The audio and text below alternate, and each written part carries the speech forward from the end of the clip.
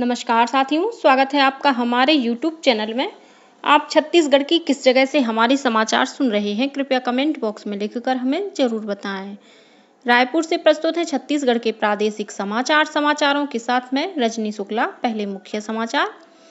छत्तीसगढ़ के बीरनपुर हत्याकांड की जांच सीबीआई करेगी, केंद्र सरकार ने जारी की अधिसूचना। प्रदेश में लोकसभा चुनाव के दूसरे चरण के तहत 26 अप्रैल को हुए मतदान के अंतिम आंकड़े आए। पिछले चुनाव से करीब 1.5% अधिक हुआ है मतदान। राज्य में तीसरे चरण के चुनाव के लिए प्रचार ने जोर पकड़ा और जांजगीर चांपा जिले में कल हुई एक सड़क दुर्घटना में एक ही परिवार के 4 लोगों की मौत। अब समाचार विस्तार से। बेमेतरा जिले के बिरनपुर गांव में करीब 1 साल पहले हुए एक युवक की हत्या के मामले की जांच अब सीबीआई करेगी। इस संबंध में केंद्र सरकार ने अधिसूचना जारी कर दी है। केंद्रीय जांच ब्यूरो सीबीआई ने केंद्र सरकार की अधिसूचना के आधार पर इस मामले से संबंधित 12 आरोपियों के खिलाफ पुनः मामला दर्ज कर लिया है। गौरतलब है कि बिरनपुर गांव में पिछले साल 8 अप्रैल को 2 समुदायों के बीच हुई झड़प में एक युवक भुवनेश्वर साहू की मौत हो गई थी। इस मामले में पुलिस ने 12 आरोपियों को गिरफ्तार किया था। ये सभी आरोपी अभी न्यायिक हिरासत में हैं। राज्य में भाजपा की सरकार बनने के बाद राज्य सरकार ने इस मामले की जांच सीबीआई से कराने की घोषणा की थी। राज्य सरकार की सहमति के बाद केंद्र सरकार ने इस मामले को सीबीआई को सौंप दिया है।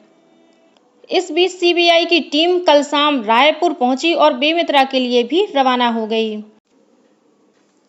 प्रदेश में लोकसभा चुनाव के दूसरे चरण के तहत 26 अप्रैल को हुए मतदान के अंतिम आंकड़े आ गए हैं। निर्वाचन आयोग द्वारा जारी आंकड़ों के अनुसार राज्य के 3 लोकसभा क्षेत्र राजनांदगांव, महासमुंद और कांकेर में 76.24% मतदान हुआ है। इनमें सबसे अधिक राजनांदगांव में करीब 77%, कांकेर में लगभग 76% और महासमुंद में 75% मतदान दर्ज किया गया है।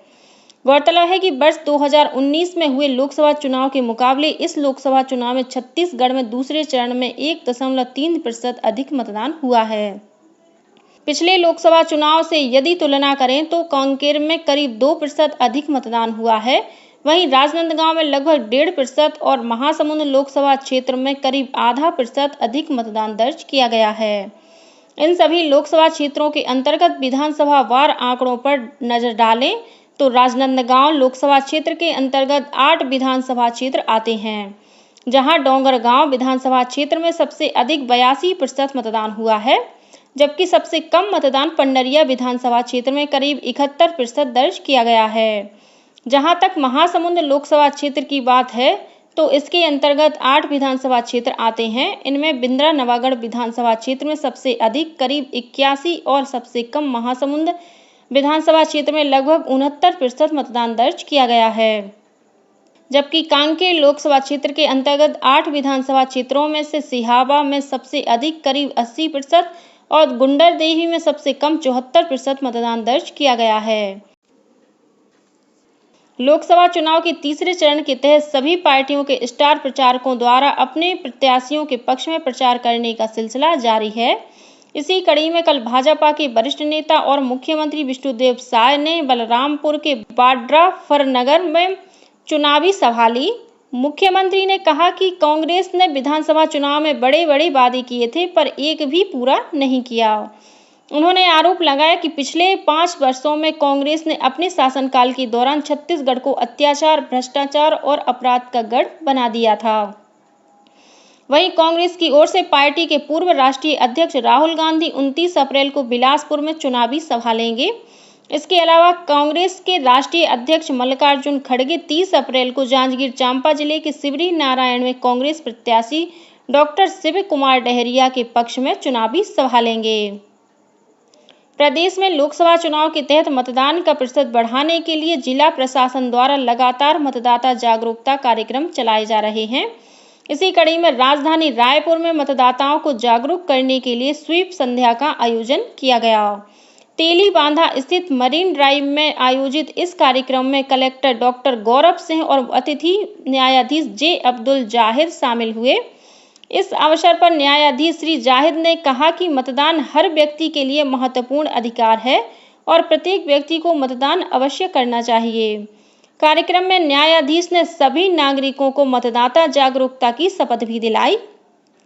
वहीं कलेक्टर डॉक्टर गौरव सिंह ने कहा कि मतदान हम सभी की जिम्मेदारी है और प्रत्येक व्यक्ति को यह जिम्मेदारी निभानी चाहिए। इस मौके पर रैंप शो का भी आयोजन किया गया, जिसमें 75 वर्ष से अधिक उम्र के बुजुर्ग सहित दिव्यांग और ट्रांसजेंडर प्रतिभागियों ने हिस्सा लिया। रैंप शो में जाने माने मॉडल अधीर और जया भगनानी ने भी विशेष रूप से शामिल होकर रैंप वॉक किया। सभी मॉडलों ने हाथों में तख्ती लेकर रैंप वॉक के जरिए मतदान का संदेश दिया। वहीं बलरामपुर जिले में 100% मतदान करने के उद्देश्य से लोगों को मतदान के प्रति प्रेरित करने के लिए विभिन्न कार्यक्रमों का आयोजन किया गया। इस दौरान फुटबॉल और तैराकी प्रतियोगिता का आयोजन किया गया। इसके साथ ही अम्ब्रेला रैली का भी आयोजन किया गया।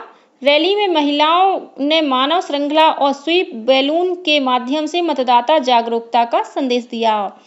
मतदाता जागरूकता गतिविधियों में जिले के 3 वर्ल्ड रिकॉर्ड बनाए गए हैं।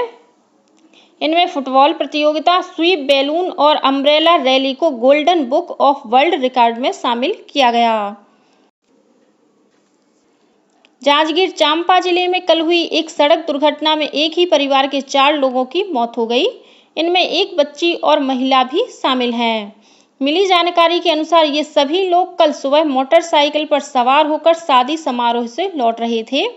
इसी दौरान जिले के मुलमुला थाना क्षेत्र के आरसमेटा गांव के पास एक ट्रक की चपेट में आ जाने से एक बच्ची समेत 3 लोगों की मौके पर ही मौत हो गई, जबकि गंभीर रूप से घायल एक महिला को पामगढ़ के अस्पताल में भर्ती कराया गया, जहां डॉक्टर ने उसे बिलासपुर रेफर कर दिया, जहां इलाज के दौरान महिला की भी मौत हो गई। पुलिस ने आरोपी ड्राइवर को गिरफ्तार कर लिया है। इस हादसे के बाद गुस्साए परिजनों और स्थानीय लोगों ने घंटों घटनास्थल पर चक्का जाम किया। बाद में पुलिस की समझाइश के बाद मामला शांत हुआ। दंतेवाड़ा जिले में अज्ञात व्यक्तियों ने पूर्व जनपद पंचायत सदस्य जोगा पोड़ियाम की धारदार हथियार से वार कर हत्या कर दी है। मिली जानकारी के अनुसार यह घटना जिले के अरनपुर थाना क्षेत्र के पोटली गांव के मिर्ची पारा की है। पुलिस ने मामला दर्ज कर जांच शुरू कर दी है।